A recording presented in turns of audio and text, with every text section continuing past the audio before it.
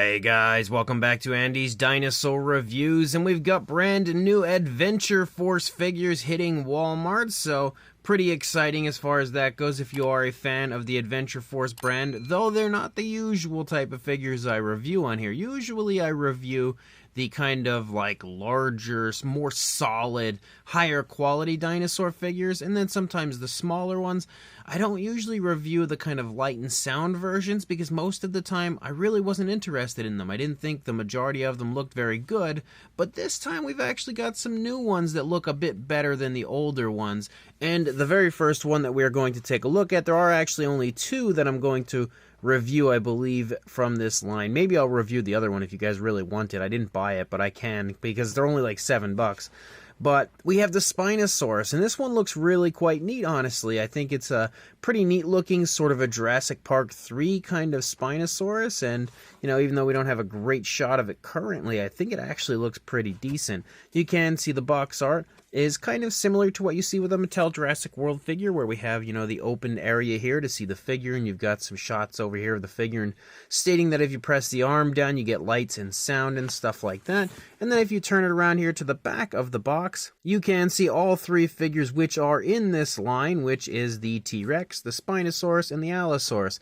I only purchased the Spino and Allosaurus. The T-Rex is still there, so again, if you guys really want to see a review of that, I will pick it up because it's only, you know, $7, so it's not that expensive. But regardless, you know, some pretty cool stuff coming out this time around. I'm pretty happy to actually see something a little different from Adventure Force, so let's pop this out of the box and check it out. So here is our Spinosaurus now out of the packaging.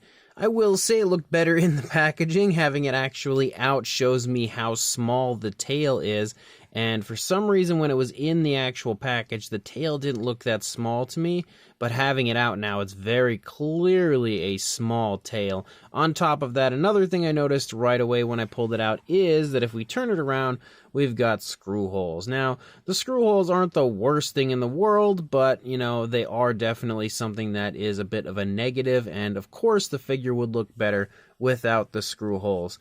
Still, though, it is a pretty cool looking Spinosaurus, and again, pretty reminiscent of the Jurassic Park 3 Spino as a whole, so that's pretty fun as far as that goes. So, let's go ahead and, as always, jump to a closer look at this right now.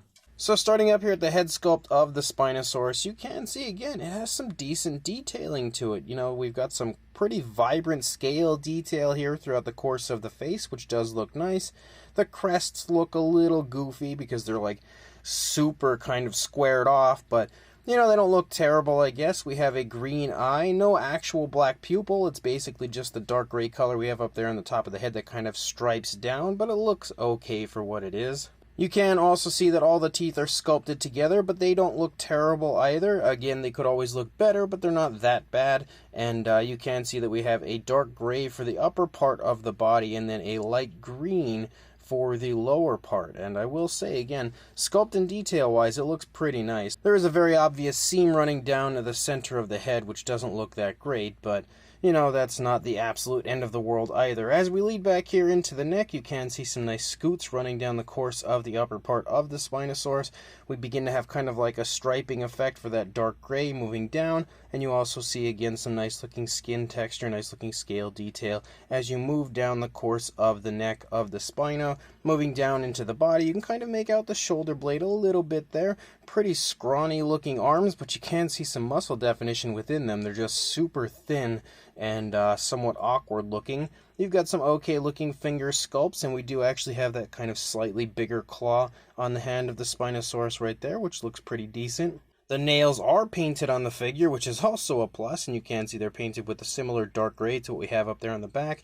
As you move up here into the sail, the sculpt of the sail does actually look really neat, but it has kind of like a translucent orangish tone to it, and that makes it very, very shiny because, of course, it's a light and sound figure, so you will have that area light up, which isn't the most ideal thing in the world. I really don't think Spinosaurus had the ability to light its sail, but it's something that kids will definitely enjoy. You can see again some of the sculpt and detail up here on the back is a little muted as you move along the course here of the back leading into the sail, but it doesn't look terrible. As you lead down here into the side, you can see the rib cage of the Spinosaurus as well, and that doesn't look look bad, and you can also see again that we have that light green and then the gray here kind of, you know, striping it back and forth there before we actually have that gray disappear. Because as we lead out here toward the hip and actually a little past the hip, you can see that gray does taper off and disappears for the remainder of the figure. As you move down into the leg, you can see some osteoderms and stuff poking up there. You can also see some nice muscle definition in the thigh of the Spinosaurus as well. You've got the knee right there, the calf muscle as you move down, and I will say the actual detailing of this again is very crisp. It really does look quite high quality, even if the figure as a whole isn't the highest quality. You've got an okay looking foot sculpt. I would say the foot sculpt might be my least favorite area of the figure because it just doesn't look that great, but you've got some scoots running down the foot, down into the toes. You've got black nails, which, you know, look pretty decent, and they actually have a bit of a gloss coat on them, something that we had up here. We had dark gray nails, maybe black. They kind of look dark gray to me, but down here they definitely have a bit of a glossy look. Unfortunately, we are missing a dew claw, which I did just notice. But as we move back up here into the tail of the Spinosaurus and you lead out, you can definitely see that tail is super small and not very appealing looking. Nice sculpt and detail leading out, just again, way too small. And if you turn it around and you look at the opposing side, pretty much the same thing going on over here, except for you can see the arm is in a different position compared to what we see on the initial arm, and the leg is, you know, leading over here, whereas the opposing leg is trailing. But outside of that, the only other thing you're really going to notice is a massive amount of screw holes, as well as, again, that little area right there for the sound to come through. Now, I don't know exactly how I want to go about the next part because I wanted to show you guys the inside of the mouth, but I'm pretty sure when I open the mouth, the sound effect is going to go off. So let's go ahead just to actually do that.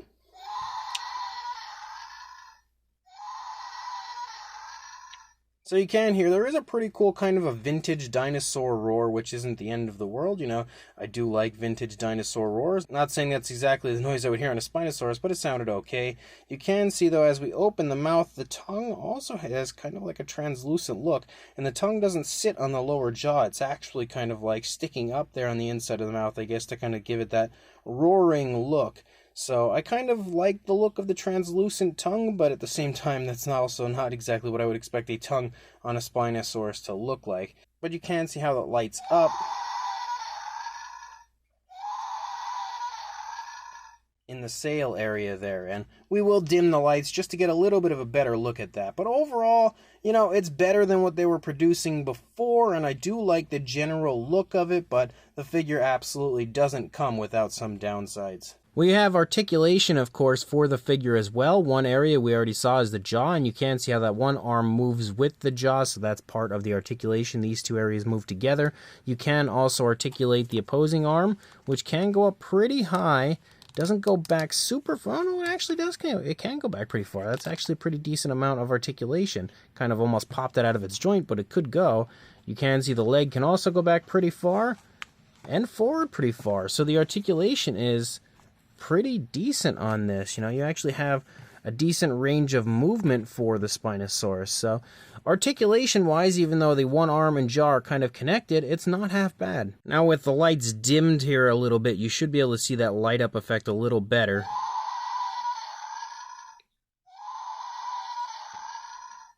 Not perfect, but you know, it's kind of fun, I guess. As far as a size goes, these figures are a bit smaller. You're looking at about 9 inches, almost on the dot, or around 23 centimeters.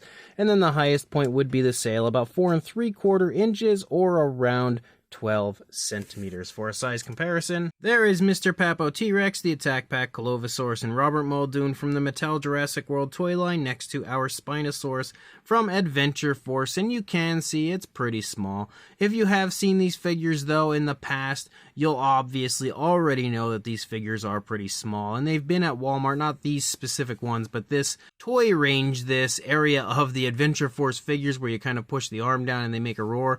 They've been at Walmart for a long time. I am happy to see they finally switched it up and gave us a different sculpt for that line, or at least a few different sculpts, but the figures themselves, that line of Adventure Force dinosaurs, has been at Walmart for quite some time, so you're probably pretty familiar with that if you've ever wandered into the Adventure Force section.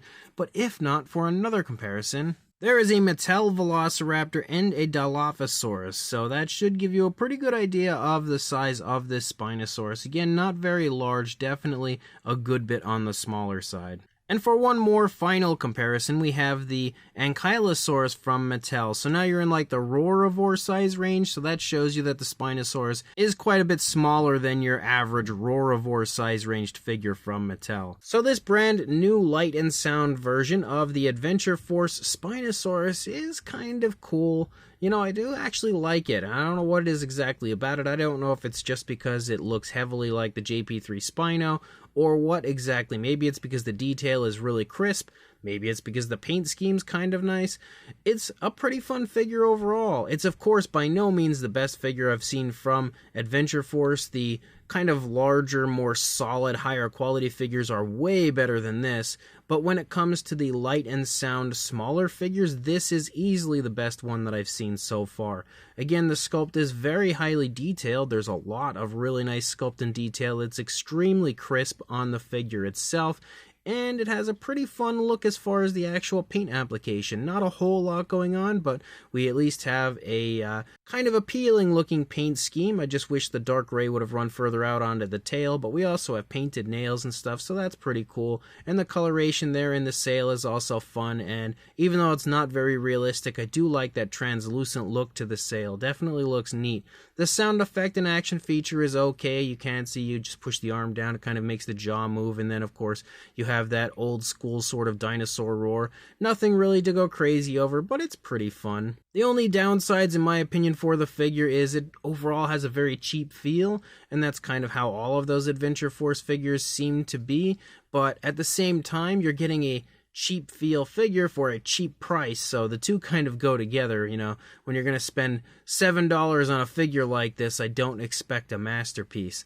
On top of that, the screw holes are of course an eyesore, and that's something that goes with any figure that has screw holes, even though they don't look, you know, like the worst thing in the world, because at this point we've had so many figures over the years that have had screw holes, and we're kind of used to it at times, but it's just something that, you know, could be improved upon if Adventure Force really wants to improve. And of course the tail is a bit too short. That could also be extended, but considering they had to fit it in the packaging for this, I guess I understand why the tail is a bit shorter. Regardless, it's still kind of fun, so if you are interested, check your local Walmart, check the Adventure Force section, and grab one of these Spinosaurus if you are interested, and also like, comment, and subscribe, and I will see you in the next review. Thanks for watching.